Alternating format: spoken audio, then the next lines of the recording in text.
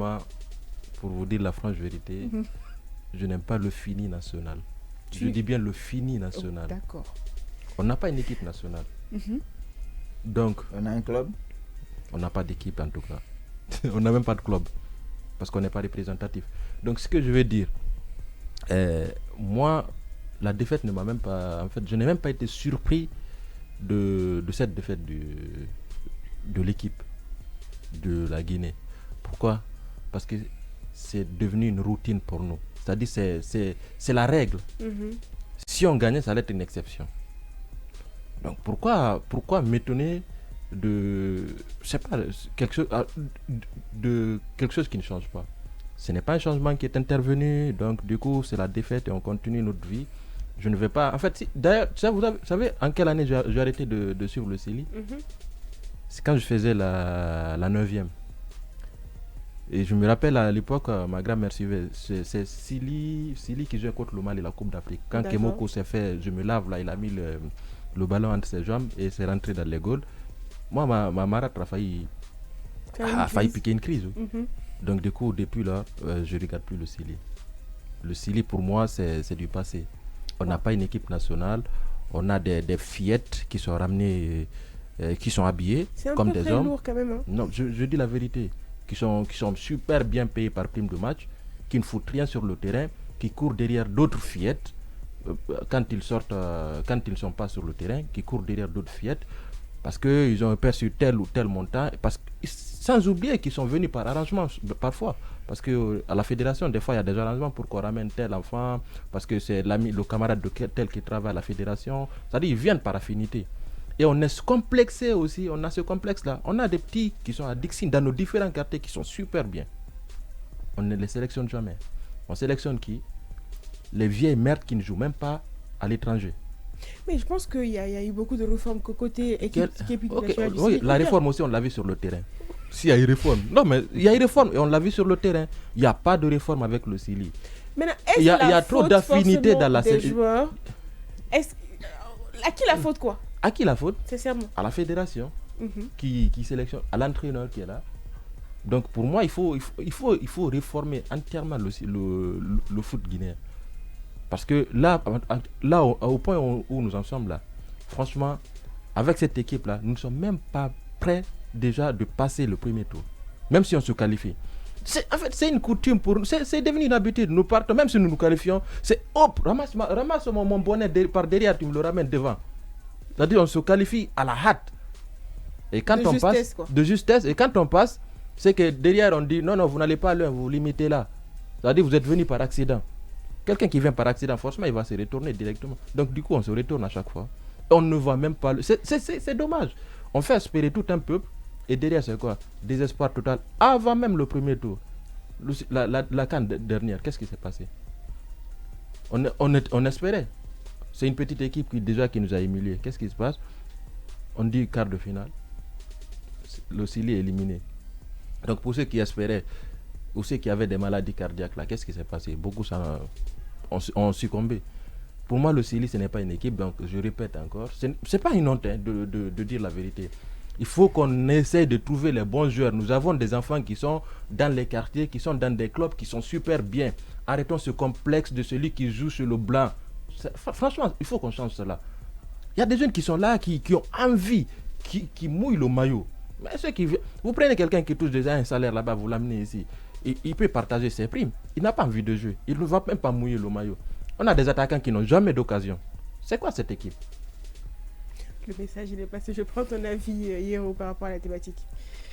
Bon, je vais commencer d'abord par là où il a terminé. Je pense que dire que, de prendre juste des joueurs locaux, quand on prend exemple les joueurs sénégalais et autres, les joueurs sénégalais qui ont gagné la Coupe d'Afrique des Nations, je pense qu'il y a des binationaux, il y a des grands joueurs qui jouent dans des grands clubs européens. Donc ce n'est pas une raison. Je pense que la Guinée aujourd'hui c'est difficile à expliquer. Parce que moi, franchement, ça me fait mal de voir cette équipe de Sili nationale perdre, en tout cas de cette manière. À chaque fois qu'on a une occasion vraiment de faire comment on appelle, de faire nos preuves. Oui, très bien. En tout cas, une preuve pour montrer vraiment qu'on a l'amour pour ce beau peuple. On a un problème souvent, c'est-à-dire à chaque fois, on pêche à la dernière minute, soit au début du match. Quand vous regardez hier, quand je suivais le match, j'étais avec un cousin qui était à côté de moi.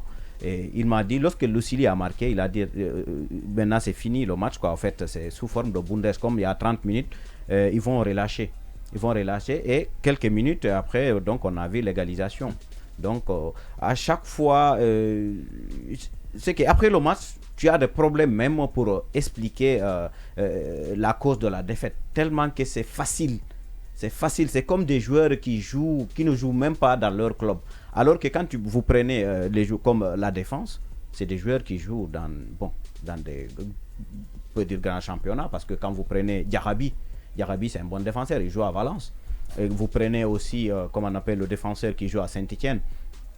Les deux défenseurs centraux, donc c'est des joueurs qui jouent dans leur club. Issa Gassila aussi, parfois quand tu le vois jouer, tu te demandes est-ce que c'est Issa Gassila qui joue dans le championnat français qui est là, hein? C'est-à-dire, c'est comme si porter le maillot est devenu un fardeau, un problème pour les joueurs. Et aussi, on a un problème d'entraîneur. Kaba Diawara, je pense que personnellement, moi je pense que Kaba Diawara n'a pas le niveau pour vraiment changer le football, en tout cas pour rehausser le football guinéen. Parce que quand vous prenez hier, la première mi-temps, on a trouvé d'abord des joueurs qui n'avaient même pas, peut-être qui n'étaient pas prêts. Je prends un exemple de, comment on appelle, de Kamano. Kamano, il était transparent. On aurait dû changer. On a un joueur qui est sur le banc, qui a joué presque tous les matchs. Comment on appelle, comment il s'appelle, Morlaye Sylla. Mais je me demande pourquoi Kaba Diawara met le petit sur le banc et prendre un Kamano, hein, et le mettre sur le côté, hein. En fait, parfois tu te demandes est-ce que ces gens-là veulent une victoire vers la joie pour ce pays, pour ce peuple. Parce qu'à chaque fois c'est le même résultat. C'est-à-dire, au début, tu te dis, ok, cette fois-ci, peut-être on va gagner. Mais la fin du match, c'est toujours une déception. Donc, je pense que cette déception continue toujours à hanter les Guinéens. Ça fait mal. Et nous devons vraiment revoir cette stratégie. Je pense que le football guinéen, on doit le revoir parce que ce n'est pas ce que nous souhaitons. D'accord. Et Seydou, je prends ton avis par rapport à la thématique. C'était un match quand même crucial pour la Guinée parce que la Guinée, avec une victoire hier, aurait décroché quand même cette qualification tant attendue. Même match nul. Et même un match nul aussi. J'allais d'ailleurs venir sur ce point. Mais ce qui m'inquiète en fait, c'est ce manque d'assurance que l'équipe n'arrive pas du tout à dégager malgré toutes les réformes engagées par Kaba Diawara depuis qu'il est là avec son équipe. Kaba Diawara nous a habitués à des discours. Je ne dis pas qu'il ne travaille pas, il pose quand même des actes, il réussit à avoir une petite construction au sein de l'équipe parce qu'hier au début du match, à la première période quand même, Kaba Diawara a réussi à imposer cette inquiétude dans le système égyptien, même si l'équipe égyptienne aussi avait quand même certains cadors qui étaient sur le banc. Mais après quelques temps, on a vu ce relâchement dans le système imposé par Kaba Diawara. Qu'est-ce qui a apporté pourquoi ce relâchement? Pourquoi les joueurs n'arrivaient pas à donner beaucoup plus vers la fin? On s'est procuré beaucoup d'occasions. Il y avait une construction de jeu au milieu du terrain qui a été quand même très belle à voir. Même si Naby Keïta perdait souvent des balles, on sentait qu'il n'avait pas assez de minutes dans ses jambes. Ensuite, il y a ce jeune Moriba qui l'accompagnait au milieu du terrain. Et nous, on avait aussi le joueur qui évolue à Anderlecht actuellement, Diawara, effectivement. Ce sont des joueurs, franchement, qui, s'ils évoluent ou bien s'ils ont des minutes dans leurs jambes, peuvent faire quelque chose en fait. Mais hier, on a vu un Silly, franchement, au départ, qui avait de l'allure, qui avait cette assurance. Mais après avoir encaissé le premier but, c'est-à-dire l'égalisation des Égyptiens, l'équipe s'est effondrée. C'était complètement inaperçu maintenant, quoi. Plus dans le match. Il n'y avait plus de fond de jeu. Il n'y avait plus cette assurance que l'équipe pouvait dégager. Mais ce qui me met mal à l'aise, c'est de revenir encore à la base. Le retour à la base, il ne s'agit pas de négocier des matchs amicaux avec le Brésil, je ne sais pas, avec la France ou autre chose. Nous voulons une équipe. Il a signé un contrat dans lequel il nous a promis d'avoir une équipe guinéenne compétitive. C'est là qu'on relance la question du choix technique imposé par Kaba Diawara au sein de cette équipe. Bien sûr qu'il y a des joueurs au sein de l'équipe nationale, mais est-ce que tous ces joueurs ont des minutes dans leur club? C'est la première question que moi je me suis posée. La seconde question, c'est ce choix qu'il maintient. Quand il fait un choix, il le maintient avec entêtement. J'ai l'impression qu'il n'écoute pas souvent ses co-entraîneurs qui sont là pour lui donner des idées. Parce qu'un entraîneur, c'est... Bien sûr que c'est lui qui a fait le choix, mais il ne peut pas avoir un regard exhaustif sur tout le système qu'il pose. Il y a des zones d'ombre souvent qui se créent dans le jeu qu'il ne peut pas voir étant un technicien averti. Kaba Diawara, pour moi, mériterait d'être l'adjoint d'un entraîneur de haut niveau qu'on pourrait choisir pour le Silly national de Guinée. Mais après, on s'est précipité dans cette projection. On a lancé Kaba Diawara, bon, on lui fait confiance parce qu'il connaît le rouage du football guinéen, il a été attaquant, on connaît son CV, mais est-ce qu'il apporte aujourd'hui ce dont on a besoin au sein de cette équipe nationale? Est-ce qu'il y a l'équilibre? Est-ce qu'il y a ce jeu maîtrisé? Est-ce qu'il y a cette confiance qu'il donne aux joueurs aujourd'hui quand ils sont prêts à affronter des équipes? On a vu la dernière prestation du Silly national lors de la CAN passée, c'était une prestation catastrophique. Il nous a promis de la construction, mais là c'est pas de la construction qu'on voit. On voit tout simplement un manque de confiance, mais criard au sein de l'équipe nationale parce que l'évolution n'était pas bonne au cours du match. Même parfois les choix posent problème. Après, on va revenir, on va refaire le tour de table d'abord. Yacine Palais, on prend ton avis par rapport à cette défaite du Silly, cette énième défaite encore. Alors, je ne sais pas ce que vous appelez énième défaite, mais moi je trouve que l'équipe a bien joué. Elle a plutôt très bien joué, surtout en première période. J'ai constaté qu'on avait une mauvaise pelouse parce qu'il y avait beaucoup de rebonds, ça faisait que les joueurs avaient du mal à contrôler le ballon. Mais je pense que Kaba Diawara a mis l'équipe qu'il pensait être la meilleure. Et ce qui est bien, c'est que ça fait la deuxième fois qu'il met le même 11. Ça veut dire que c'est quelqu'un qui a des idées claires, qui sait où il veut aller et il met une équipe pour progresser. J'ai entendu dire ici qu'il met François Kamano sur le côté. Je pense que c'est Hero qui l'a dit. Mais François Kamano, de tout temps, a été un joueur qui évolue sur le côté, de tout temps, depuis qu'il était à Conakry, avant qu'il ne voyage. Ça a été toujours son poste. Non, moi je parle de son niveau. Ah ben, mais je rappelle que lors du dernier match, c'est François Kamano qui avait marqué. Ça faisait longtemps qu'un attaquant guinéen n'a pas marqué. Et il avait fait une brillante prestation. Je pense qu'aujourd'hui, il faut qu'on accepte que Kaba Diawara, il est dans une logique de créer un groupe. Et j'ai entendu Aliou dire que les joueurs sont dans le quartier, si on ne le prend pas, c'est pas un match de quartier ça, c'est un match international de très haut niveau. Aujourd'hui, en fait, ce que j'étais en train de dire, c'est que je pense qu'on est très dur avec Kaba Diawara. Il est venu dans un contexte assez difficile et il faut voir que tactiquement son équipe a évolué. À la Coupe d'Afrique, on jouait dans une défense à 3 avec 2 pistons. Aujourd'hui, on joue dans une défense à 4 avec un milieu à 3 et des joueurs de couloir qui sont ultra rapides. Je vais parler de Guy Lavogui, je vais parler de Kamano. Il y a aussi Tchernobali, cette fois-ci qui n'a pas été sélectionné, qui sont des joueurs assez rapides. Je trouve que l'équipe n'a pas démérité. Mais on a l'impression qu'ils n'ont rien fait. Ils ont perdu contre plus fort. L'Égypte, c'est la 6e meilleure équipe en Afrique, 39e dans le monde. Mais en fait, la Guinée est 16e en Afrique et 83e dans le monde. C'est-à-dire qu'en Guinée déjà, en Afrique déjà... Non, ça fait partie des raisons. Ils ont joué à 10 contre 11. Ça fait partie des raisons. Aujourd'hui,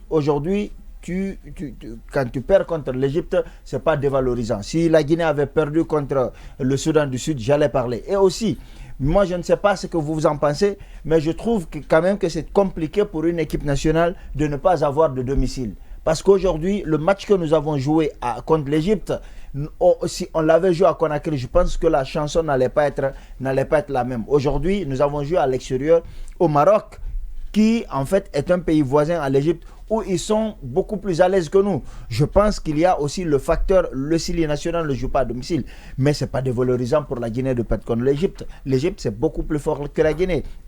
Alors, je veux bien entendre que Kaba Diawara, il faut la lever, mais je pense que ceux qu'il a mis hier sont les meilleurs joueurs guinéens aujourd'hui. J'ai entendu parler d'Isiaga Silla, mais Isiaga a toujours mouillé le maillot.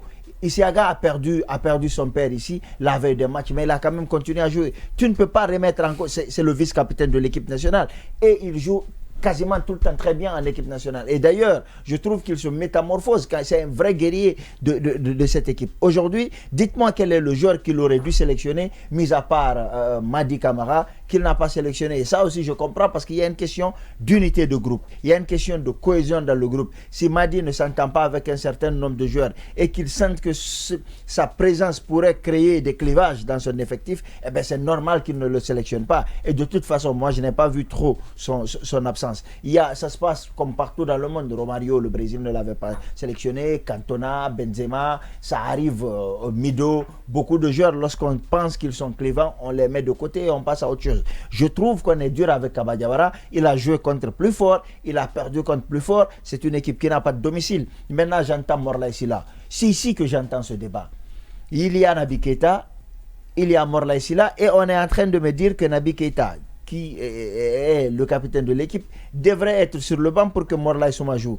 Je ne sais pas comment les gens analysent le foot, mais je trouve que c'est une Fiat qu'on est en train de comparer à une Lamborghini. Ce n'est pas la même chose. En fait, ce n'est même pas la même dimension de joueur. Vous avez mis Morlaye Sylla, il a joué en deuxième période. Il a apporté quoi de concret? Il n'a rien apporté. Il arrive qu'il joue bien, mais ce n'est pas la même dimension de... Aujourd'hui, Kaba Diawara, il met les meilleurs joueurs guinéens. Et il n'est pas figé, contrairement à ce qu'on pense. Il avait commencé avec Bayo en tant qu'attaquant. Aujourd'hui, Bayo n'est pas très en forme. Il ne l'a pas sélectionné. Je pense que c'est... Il faut savoir que nous sommes dans une situation où nous n'avons pas 50 joueurs capables d'évoluer au haut niveau. Nous n'avons que quelques joueurs et la plupart d'entre eux ne sont même pas titulaires. Le meilleur joueur guinéen aujourd'hui, c'est Naby Deko. Il ne joue pas tout le temps à Liverpool. Donc c'est très compliqué. Je pense que si on veut avoir des résultats, il faut faire comme tout le monde, comme le Sénégal, comme la Côte d'Ivoire quand elle avait des résultats. Il faut déjà créer des écoles de foot. Il faut avoir un championnat compétitif. Mais au championnat local, personne ne peut aujourd'hui postuler pour jouer titulaire en équipe nationale. Il y a qu'à voir l'équipe nationale locale ne s'est même pas qualifiée pour le CHAN. Ça veut dire aujourd'hui qu'on est en train de régresser concrètement. Je pense qu'il faut travailler la base. Kaba Diawara ne détient pas un bâton magique. Il a fait ce qu'il a pu, mais encore une fois, il a perdu contre plus fort que lui. L'Égypte, c'est beaucoup plus fort que la Guinée. Juste pour dire à Yacine que ce n'est pas bon, à part, comment on appelle, l'attaquant égyptien Mohamed Salah, quel est le joueur qui joue au haut niveau? Et quand vous prenez les joueurs guinéens, vous prenez le défenseur, j'ai parlé des défenseurs là, les deux défenseurs centraux, vous prenez Guirassy et autres, donc ils jouent dans des grands championnats. Ok? Et dire que, donc, je pense que ce n'est pas l'histoire qui joue. Ce n'est pas l'histoire, au fait, souvent qui joue. On parle comme si Kaba Diawara est venu là tout gâter et qu'on avait donc, en fait, moi, je ne focalise pas. Guinéen, je ne me focalise pas sur Kaba Diawara. Jamais dans l'histoire du football guinéen, la Guinée n'a gagné un seul match de Coupe d'Afrique après les poules. L'Égypte, aujourd'hui, pendant qu'on parle, c'est une équipe égyptienne qui a remporté la Coupe, en fait, la Ligue des champions africaine. Lorsqu'on me parle de joueurs qui joueraient à Valence et qu'on n'aurait pas le même nombre de joueurs, je pense que je ne suis pas sûr qu'Hiro regarde bien le football. Ce n'est pas la même dimension d'équipe, c'est même pas la même chose. Allez, vas-y, Seydou. C'est que j'ai envie de dire en fait, c'est que l'équipe égyptienne d'hier, on le sait tous actuellement, est en reconstruction aussi, Très tout bien. comme l'équipe guinéenne avec Kaba Diawara. Mais l'effectif qu'avait hier Kaba Diawara, il vient de le dire, était un effectif quand même un peu expérimenté par rapport à ces joueurs qui composent l'équipe égyptienne. Ouais. Et donc Attention, hier, ouais. Attention. non mais quand je te dis en termes d'expérience ou en termes de minutes qu'ils ont, je prends le collectif en fait, parce qu'il y avait beaucoup d'individualités qui sont issues du championnat national égyptien. Bien Même sûr. s'il y a d'autres qui Donc viennent ils sont d'ailleurs habitués à jouer ensemble. Ils sont habitués à jouer ensemble. Donc aujourd'hui, le collectif que Kaba Diawara est en train de créer, pour moi, manque encore. Au sein de ce collectif-là, il y a une dynamique, qui manque, et donc il n'y a pas de dynamisme dans le jeu. Parce qu'hier, si les joueurs arrivaient à se reconnaître dans le discours... Ils se sont créés énormément d'occasions. Oui, mais il y avait beaucoup de déchets techniques en fait. Ils ont bien joué, j'ai commencé par ça. Ils ont très bien joué et à la première période, on voyait déjà comment l'équipe guinéenne se comportait. Mais à un certain niveau, si les joueurs n'ont pas reçu un discours vraiment galvanisant de l'entraîneur avant d'aller sur la pelouse, ou bien si ils sentent qu'en fait le leadership qui a été instauré par l'entraîneur au sein de l'équipe n'est pas très solide à un certain moment du jeu, c'est la même chose qui se répète. Et moi je pense que c'est l'histoire. Je pense Donc, que c'est la victoire qui compte. C'est la victoire qui compte. Allô, bonjour. Il est parti. On a joué contre pour dire ça. On a notre auditeur encore. C'est une équipe qui ne joue Allô, jamais à bonjour. domicile, c'est compliqué. Il faut qu'on prenne ça en compte. Allô, on joue bonjour. contre le plus fort. Mais on a toujours joué au Maroc en fait. Justement, c'est un problème. Donc, C'est un problème. Nous, on ne joue pas à domicile. Comment tu peux expliquer 30 secondes. Laissez Aliou parler. Pour finir en 30 secondes, j'ai juste envie de dire qu'en fait, Kaba Diawara il sait qu'il doit travailler sur beaucoup de compartiments parce qu'il y avait assez de déchets techniques. Mais il y a une vraie évolution dans le jeu. Il y a l'évolution. Il y a une vraie évolution. Personne ne peut C'est dire aussi ça. On construit quand même. pour que Deschamps soit champion du monde. Il a fait 7 ans à la tête de l'équipe. Moi, ce qui me fait un peu mal, c'est d'entendre le Syrie à je veux qu'il fasse alors le que ce qui compte, c'est le résultat. C'est le progrès que je vois. Nous avons perdu le match, s'il vous plaît. Dire que l'équipe a bien joué, je pense que c'est... Mais on a perdu contre le plus fort. Et tu veux envoyer quel... Non, c'est le résultat qui compte. Allez, vas-y. Comme l'a dit Hero, c'est le résultat qui compte. L'essentiel, ce n'est pas d'avoir une possession de balle. Pour moi, c'est à la fin, c'est ce qui... Des fois, souvent on dit, contre l'Allemagne, on joue à 11 contre 11, mais à la fin, c'est l'Allemagne qui gagne. On s'en fiche de la domination, Yacine. Moi, ce qui m'importe dans le football, c'est la victoire. Le bon jeu là, garde-le pour toi. Moi personnellement c'est ça. Maintenant on va partir sur un élément simple. Quand on a dit le Syrie c'est une équipe qui est en reconstruction, c'est pas une raison. On a joué face à une équipe qui était à 11. On était à combien? On était à 10 ou à 9? On était à 11 aussi. Okay. Non, c'est raisonnement. On n'était pas en sous-effectif, Yacine. Donc on n'était pas en sous-effectif. L'Égypte, qu'elle soit meilleure ou pas, on est rentré à 0-0. On était à 11, ils étaient à 11. Comment se fait-il qu'on nous bat à la fin du match? On n'est même pas patriote en fait. Il n'y a pas de patriotisme. Au Syrie, il n'y a pas de patriotisme. Il faut se dire la vérité. Nos joueurs ne sont pas patriotes. C'est pas grave. Yacine, ça fait des années que je supporte le Syrie. C'est pas faux. Ça fait des années que je supporte le Syrie. Et c'est toujours la déception. Franchement, à un moment, il faut que ça s'arrête. On change d'entraîneur, on ne voit aucune évolution. Évolution dans le jeu, on ne gagne jamais. C'est quoi cette évolution? Vas-y, Yacine. Alors, ce que je suis en train de dire, pour moi, il faut de la patience. Une équipe, ça se construit dans le temps. Et depuis il faut savoir que nous n'avons pas un vivier intarissable. On a perdu contre l'Égypte, qui est plus forte.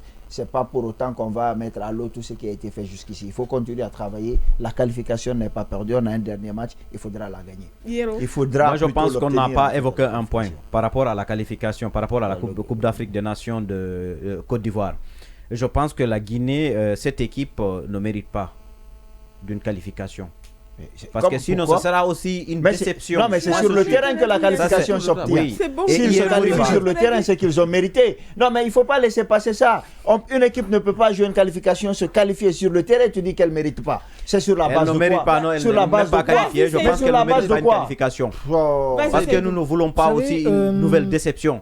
Vous savez, dans une compétition, il y a toujours l'esprit de continuité et d'évolution qui se crée. je pense que dire que l'équipe guinéenne ne mérite pas une qualification, c'est trop dit.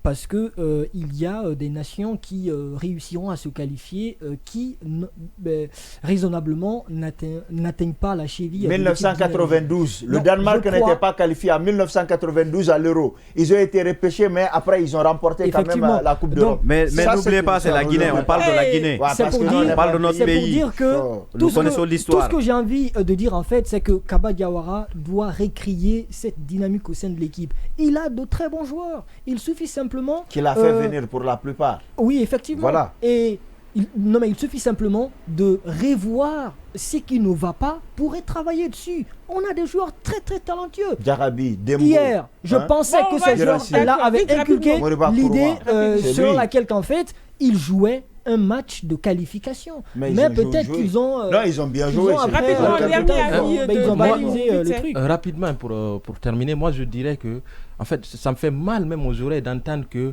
il faut qu'on patiente. Depuis les indépendances, on ne fait que patienter. Et c'est le même joueur qui était là.